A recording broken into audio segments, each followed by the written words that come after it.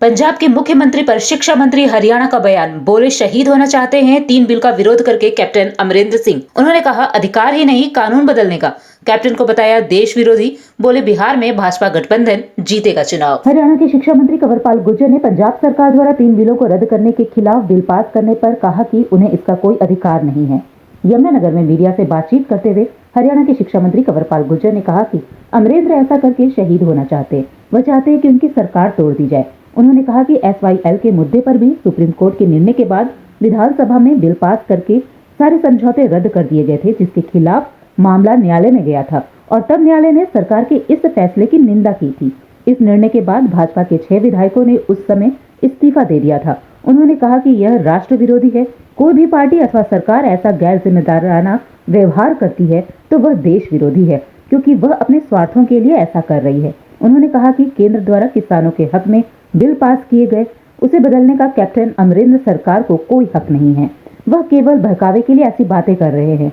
उन्होंने कहा कि किसान यूनियन, कांग्रेस और बीजेपी इसमें बैठकर देश के सामने चर्चा करे तो स्थिति स्पष्ट हो जाएगी। अब जैसे ही बिल पास किया उसके बाद कहा उसने मेरी सरकार तोड़ दो, यानी कि इसका मतलब साफ है वो शहीद होना चाहता है, क्योंकि वो कर ही नहीं सकता इसको। जब SYL पे सुप्रीम कोर्ट का निर्णय आया तो इसने उसके खिलाफ एक जो बिल पास कर दिया। उसने कहा कि जो अब से पहले सारे समझौते तो वो सारे समझौते हम निरस्त करते हैं, और उसी के खिलाफ हमने 6 जो बीजेपी के विधायक थे हमने इस्तीफा दिया था। वो इस्तीफा इसीलिए दिया था कि इस तरीके के निर्णय कोई भी सरकार लेगी तो देश में तो व्यवस्था फैल जाएगी। और वो केस बाद में कोर्ट में गया था और कोर्ट ने सरकार की, इनकी सरकार की और इस सरकार का जो निर्णय था उसकी निंदा की थी। तो अगर कोई भी सरकार या कोई भी पार्टी ऐसा गैर जिम्मेदाराना व्यवहार करती है तो मैं मानता हूं राष्ट्र विरोधी है, 100% राष्ट्र विरोधी है, क्योंकि वो अपने स्वार्थों के लिए देश में अव्यवस्था फैलाना चाहते हैं। आपका राइट ही नहीं है ये कानून बदलने का, क्योंकि सेंटर का राइट है और सेंटर ने ही कानून बनाया है, और आप केवल और केवल बकाने के लिए बात कर रहे हैं। हम एक बात कहते हैं कि अगर आपके पास कोई तर्क है ना तो पार्टी लेवल पे आओ ना। हम कह रहे हैं कि एक तरफ बीजेपी का आदमी बैठेगा, एक तरफ किसान यूनियन बैठो, एक तरफ कांग्रेस बैठो, करो डिस्कशन बैठ के सारे देश के सामने बताओ आपको क्या कमी है बिल में। बिल में कोई कमी नहीं है, लेकिन ये हर चीज की बुराई करने पे लगे। और आपने देखा कि जो अच्छे भी योजना लेके आए, हमने कहा कि पराली नहीं जलानी चाहिए, तो ये उसको भी मानने के लिए तैयार नहीं है। हमने कहा कि जहाँ पानी बहुत गहरा चला गया वहाँ धान ना लगा के वहाँ दूसरी फसल बोई जानी चाहिए, सरकार उसमें मदद करने के लिए तैयार है। तो उसमें मैं समझता हूँ सरकार का क्या स्वार्थ था या मनोहर लाल जी का क्या स्वार्थ था। मनोहर लाल जी तो यही चाहते थे वाटर लेवल ऊपर आ जाएगा ऐसा ऐसा और ठीक रहना चाहिए, भविष्य के लिए ठीक रहे, लेकिन उसका विरोध करना शुरू कर देंगे। अब कहीं CAA के बारे में आप देख लो किस प्रकार से निकलफहमी पैदा करने की कि भाई CAA एक ऐसा कानून है जिसमें मुसलमानों की जो है मताधिकार समाप्त हो जाएगा। वहाँ कोई किसी की जो नागरिकता थी वो समाप्त करने का कानून था ही नहीं, वो तो केवल उनको नागरिकता देने का कानून था कुछ लोगों को। तो ऐसा कोई पहली बार नहीं कांग्रेस कर रही। कांग्रेस ऐसे ऐसे काम करती रहती है और उन्हें इस बात से कोई लेना देना नहीं, राष्ट्रों के हितों से कोई लेना देना है, और ना ही इस बात की उन्हें कोई चिंता है कि इसके कारण कितनी अवस्था।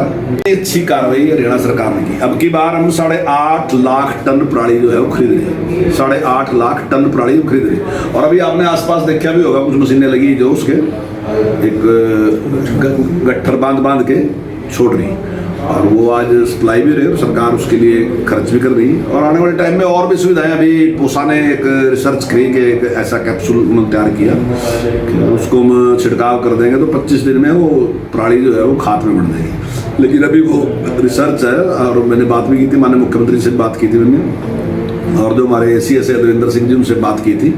तो अगली बार हम उसको भी उपलब्ध कराएंगे किसानों को जो उसको छिड़कना चाहते हैं वो भी छिड़क लें, और भी जो फैसिलिटी है वो हम देने का प्रयास करें। लेकिन मेरा किसानों से भी अनुरोध है कि ये प्रदूषण जो है ना जी, ये प्रदूषण दूसरे लोगों को बाद में नुकसान पहुंचाएगा, सबसे पहले मुझे नुकसान पहुंचाएगा, क्योंकि मेरे गाँव में है तो वो तो मेरे और मेरे बच्चों को पहले नुकसान करेगा, बाद में दूसरे लोगों को नुकसान करेगा। तो ये हमें होना चाहिए। लेकिन मैं समझता हूँ कि बहुत अच्छा, मैं इस बात से बहुत संतुष्ट हूँ कि किसानों में बहुत बड़ा परिवर्तन है यहाँ, और मैं दावे के साथ कह सकता हूँ। हालांकि हमारे रिजल्ट बहुत अच्छे हैं। जहाँ 2018 में हमारे यहाँ 1000 से ज़्यादा केस थे, तो पिछली बार 600 कुछ केस थे, और मुझे पूरा यकीन है कि इनकी बात बहुत ज़्यादा कमी आएगी उसमें प्रदूषण में, और प्रदूषण में भी कमी आएगी, और जो पराली जलाने वाली मामला है इसमें कमी आएगी, और लोग जागरूक होते जा रहे हैं। मुझे लगता है कि आने वाले टाइम में कोई भी पराली जलाने का काम